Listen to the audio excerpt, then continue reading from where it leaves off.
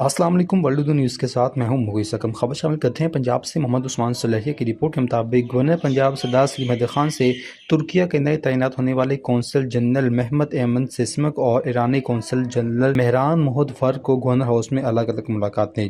Governor Punjab نے ترکیہ کے نئے تعینات ہونے والے قونصل جنرل محمد ایمن سیسمک اور کی نئی ذمہ داریاں سنبھالنے پر نئی خواہشات کا اظہار کیا۔ ایرانی حکومت نے پاکستان کے ساتھ برادرانہ محبت کے رشتے کو مزید مستحکم کرنے کے لیے شہر مشرق علامہ اقبال کے یوم پیدائش کے احترام میں 9 نومبر پر سرکاری سطح پر چھٹی کا اعلان کیا تھا۔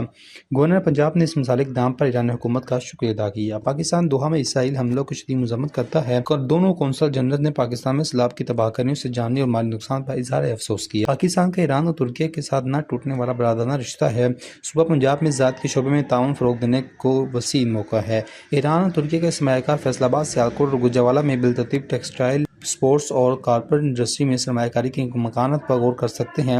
ترکیہ اور پاکستان کے درمیان بزنس کمیونٹی کے وفود کے تبادلے ہونے چاہیے۔ پاکستان موسمیاتی تبدیلیوں سے شدید متاثر ہوا ہے۔ پاکستان میں بڑے پیمانے پر سیلاب کی وجہ سے لوگ جانی اور مالی نقصان کی وجہ سے بہت مشکل حالات سے گزر رہا ہے۔